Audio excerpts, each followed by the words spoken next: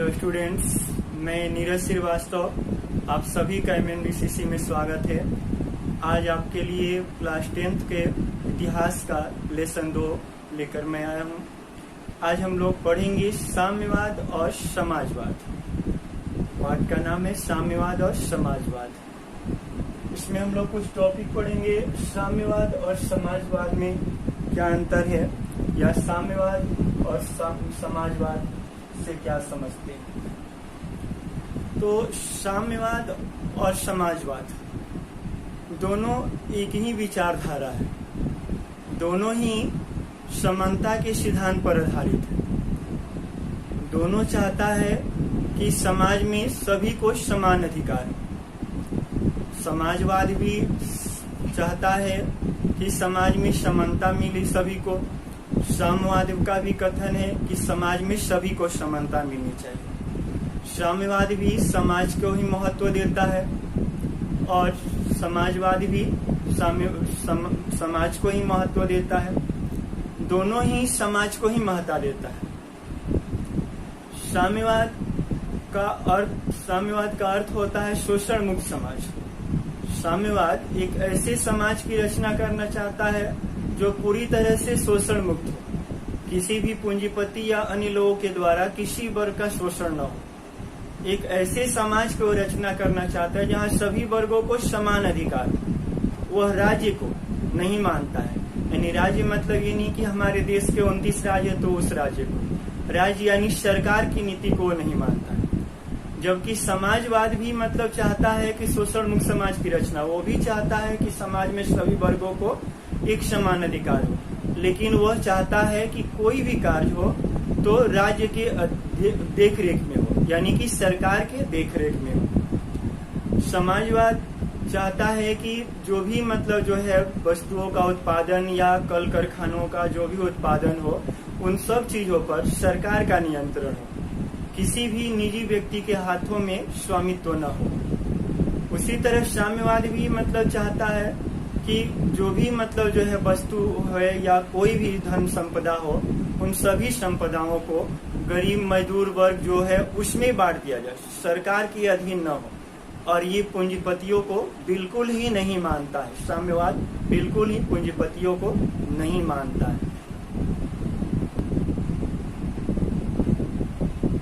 हम लोग अब अगला टॉपिक पढ़ेंगे कार्ल मार्क्स की जीवनी। कार्ल मार्क्स की जीवनी। कार्ल मार्क्स कौन थे? कार्ल मार्क्स एक प्रसिद्ध दार्शनिक भी थे। वह समाजवाद को विकसित करने में अहम भूमिका कार्ल मार्क्स ने निभाया था। कार्ल मार्क्स का जन्म 5 मई 1818 ईस्वी को जर्मनी के राइन प्रांत के ट्रियर नगर में हुआ था। कार्ल मार्क्स का जन्म यहूदी परिवार में हुआ था, लेकिन बाद में उनके पिताजी ने ईसाई धर्म को अपना लिया। उनके पिताजी हेनरी मार्क्स एक प्रसिद्ध वकील थे। कार्ल मार्क्स का शिक्षा दीक्षा बहुत ही अच्छे तरीके से, लेकिन इनकी अधिकतर पढ़ाई बोन विश्वविद्यालय और बर्लिन विश्वविद्यालय से। इन्होंने बोन विश्वविद्यालय से ही कानून की भी पढ़ाई की। इसके बाद जब वो बर्लिन विश्वविद्यालय गए तो वहां से इनके जीवन में काफी परिवर्तन हुआ। कार्ल मार्क्स के रुचिकर विषय इतिहास, अर्थशास्त्र और दर्शन शास्त्र थे। कार्ल मार्क्स हीगेल के विचारों से काफी प्रभावित थे। इन्होंने आगे चलकर अपने बचपन के मित्र जेनी से 1843 ईस्वी में शादी कर ली।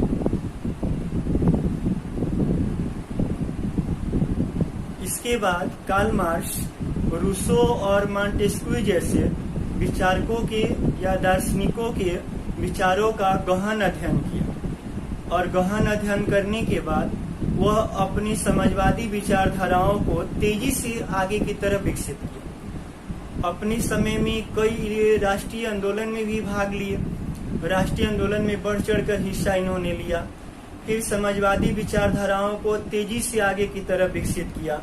समाजवादी विचारधारा को जब इन्होंने तेजी से विकसित किया तो इसके बाद इन्हें समाजवादियों के नजर में काफी इनकी ख्याति प्राप्त हो गई। जिसके कारण ये प्रतिष्ठित समाजवादियों में इनकी गिनती होने लगी। इसके बाद 1848 में इन्होंने फ्रेडरिक एंगल्स के साथ मिलकर समाजवादियों का घोषणा पत्र प्रकाशित किया, जिसे आधुनिक समाजवाद का जनक कहा जाता है। 1867 ईस्वी में कार्ल मार्क्स के द्वारा दास कैपिटल नामक पुस्तक की रचना की गई, जिसे समाजवादियों के बाइबिल के नाम से जाना जाता है। कार्ल मार्क्स ने अपने जीते जिंदगी शोषण मुक्त समाज की रचना के लिए हमेशा लड़ाई लड़ी। कार्ल मार्क्स पूंजीपति, जमींदार, कुलीन इन सभी के मतलब विरोधी थे। वो चाहते थे कि समाज में सभी लोगों को समानता का अधिकार मिले, समाज में सभी लोग एक समानता के आधार पर चले, जिससे समाज का उत्थान या विकास हो। समाज तभी सही रहेगा जहां पर सभी लोगों को सम अधिकार से देखा जाएगा। इस तरह से कार्ल मार्क्स ने अपने जीवन में काफी अच्छा समाजवाद की धाराओं का विकास किया, उसका प्रचार किया और 1888 ईस्वी में कार्ल मार्क्स की मृत्यु हो गई। अगला पॉइंट हम लोग पढ़ेंगे, रूसी क्रांति के कारणों का वर्णन करें। तो हम लोग पहले ये जान लें क्रांति होता क्या है। क्रांति का अर्थ परिवर्तन या बदलाव होता है। क्रांति का अर्थ परिवर्तन या बदलाव होता है। कहीं भी किसी भी देशों में क्रांति तभी होती है जब वहाँ का अर्थतंत्र पूरी तरह से भ्रष्ट हो जाता है, लोगों की हालात दिन प्रतिदिन बिगड़ जाती है। तो वैसी स्थिति में वहाँ पर क्रांति शुरू होती है, यानी कि वहाँ की जनता परिवर्तन या बदलाव चाहती है। 20वीं शताब्दी इतिहास की सबसे महत्वपूर्ण घटना रूस की क्रांति मानी जाती है। रूस की क्रांति ने वहाँ के एक तंत्रीय राजतंत्र को पूरी तरह से समाप्त कर दिया और कुलीन, जमींदार और राजाओं के अधिकारों को पूरी तरह से जड़मूल से नष्ट कर दिया। और फिर वहाँ पर रूस में किसान और मजदूरों की मतलब पार्टी की स्थापना की गई। इस क्रांति के कई कारण। पहला कारण निरंकुश राजतंत्र या योग्य शासक। निरंकुश राजतंत्र या अयोग्य शासक। अयोग्य मतलब होता है कि उसके योग्य नहीं, जो शासक के योग्य नहीं था। वहाँ का जो राजा जो था जार निकोलस द्वितीय, रूस में क्रांति के पहले रोमनोव वंश का शासन चलता था। वहाँ के राजा को जार के नाम से जाना जाता था। जब रूस में क्रांति हुई तो उस समय वहाँ का राजा जार निकोलस द्वितीय था। जार निकोलस द्वितीय राजा में दैवी अधिकार को मानता था। उसका कथन था कि राजा में देवता का रूप होता है। वो जनता की किसी भी मतलब चीजों पर ध्यान नहीं देता था। जनता की हालात दिन प्रतिदिन खराब होती जा रही थी, जनता भूख से मर रही थी, लेकिन वहाँ का जार जो था केवल अपनी ही इच्छा को पूर्ति करने में लगा हुआ था, जिसके कारण वहाँ क्रांति शुरू हो गई। इस क्रांति का दूसरा कारण था कृषकों की दयनीय स्थिति। कृषकों की दयनीय स्थिति यानी कि किसानों की खराब हालात। किसानों की भी स्थिति रूस में अच्छी नहीं थी। किसानों के खेत दिन प्रतिदिन छोटे होते जा रहे थे, उनके पास पूंजी का काफी अभाव था, सरकार की तरफ से किसी प्रकार की मदद नहीं हो रही थी, राजा कोई सहयोग नहीं कर रहा था किसानों को, और पुराने तौर तरीके से ही किसान खेती करते थे। दिन प्रतिदिन किसान कर की बोझों से दबते जा रहे थे, जिसके कारण क्रांति के अलावा उनके पास कोई दूसरा उपाय नहीं था। इसके बाद तीसरा इसका कारण था मजदूरों की दयनीय स्थिति, कि किसानों के साथ साथ वहाँ के मजदूरों की भी हालात अच्छी नहीं थी। मजदूरों की भी स्थिति दिन प्रतिदिन खराब होती जा रही थी। उनसे कल कारखानों में अधिक घंटे काम लिए जाते थे, लेकिन उसके अनुसार उन्हें वेतन नहीं दिए जाते थे। उन्हें इतने कम वेतन मिलते थे जिनसे उनका परिवार का भरण पोषण नहीं होता। मजदूरों को किसी तरह के अधिकार नहीं थे। वह अपनी मांगों के प्रति हड़ताल तक भी नहीं कर सकते थे। इसलिए मजदूरों ने भी क्रांति का सहारा लिया। और चौथा इसका कारण था रूसीकरण की नीति। रूसीकरण की नीति भी रूसी क्रांति का प्रमुख कारण माना जाता है, क्योंकि रूस में कई जाति के लोग निवास करते थे। उनकी सबकी रीति रिवाज परंपराएं सब कुछ भिन्न भिन्न थी, लेकिन रूस का जार जो था, यानी रूस का राजा जो था, वह सबको एक ही शिक्षा में, एक ही भाषाओं में बांधना चाहता था, सबको एक ही संस्कृति में बांधना चाहता था, जिसके कारण वहाँ की जनता को काफी असंतुष्टि हुई और राजा के खिलाफ वह बगावत पर उतर गया। इस तरह से इन तमाम कारण रूसी क्रांति का कारण बना।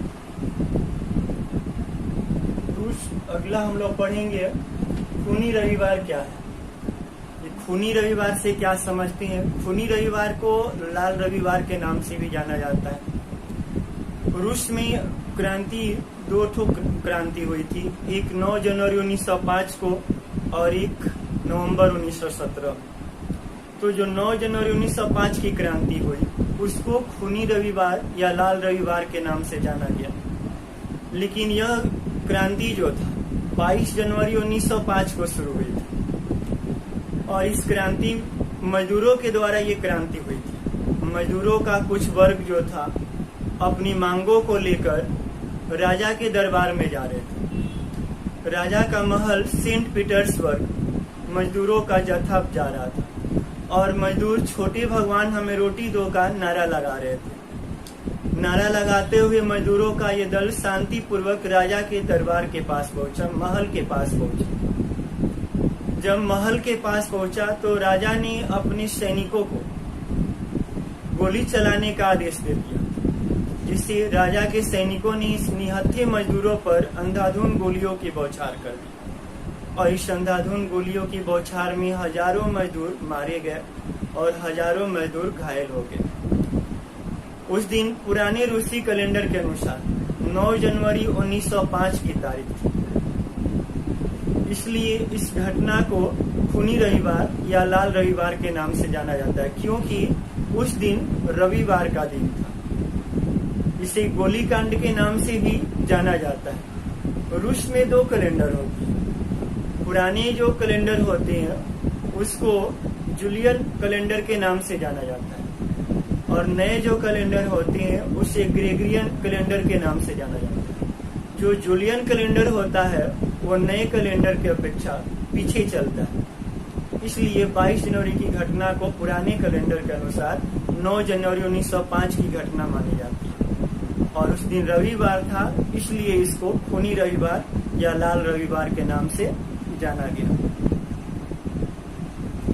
अगला पॉइंट हम लोग पढ़ेंगे अक्टूबर क्रांति से क्या समझते हैं। अक्टूबर क्रांति को बोल्शेविक क्रांति के नाम से भी जाना जाता है। यह क्रांति 7 नवंबर 1917 को हुआ था।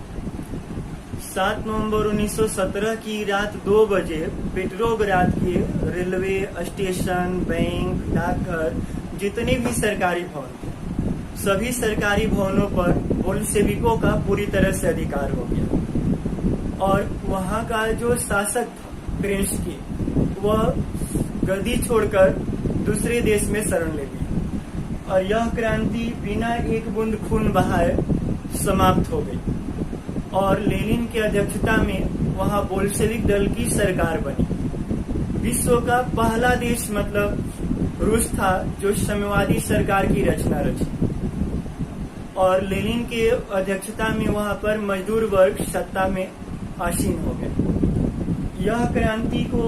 इस क्रांति को अक्टूबर क्रांति इसलिए कहा जाता है क्योंकि यह घटना पुराने रूसी कैलेंडर के अनुसार 25 अक्टूबर 1917 को हुई थी। इसलिए इस क्रांति को अक्टूबर क्रांति के नाम से जाना जाता है। अब हम लोग 6वां पॉइंट यानी रूसीकरण की नीति क्रांति हेतु उत्तरदायी थी कैसे। रूसीकरण की नीति जो थी वो क्रांति के लिए जिम्मेवार, उत्तरदायी जिम्मेवार थी कैसे। तो रूसीकरण की नीति यानी कि रूस केवल एक व्यक्ति या एक समूह के लोगों का देश नहीं था। रूस में कई प्रकार की जातियां रहती थी। हर लोग की, सभी जातियों की अपनी अलग अलग रीति रिवाज, अपनी परंपराएं थी। सबकी रहन सहन अलग अलग थी, सबका परंपरा मतलब भिन्न भिन्न था, लेकिन रूस का जार जो था वो सबको एक ही बंधन में बांधना चाहता था, सबकी एक भाषाओं में बांधना चाहता था, सब पर एक ही शिक्षा और संस्कृति को थोपना चाहता था, जिसके कारण रूस की जनता काफी असंतुष्ट हो गई और वहां पर क्रांति का दौर शुरू हो गया। लेकिन रूस का जार जो था क्रांति करने वाले को बुरी तरह से कुचल दिया और यहूदियों पर जमकर अत्याचार किया गया। यहूदियों को काफी मात्रा में या अधिक मात्रा में यहूदियों की हत्याएं करवा दी गई, जिसके कारण वहां की हालात और बिगड़ गई। इसलिए कहा जाता है कि रूसीकरण की नीति क्रांति हेतु काफी हद तक उत्तरदायी या जिम्मेवार था।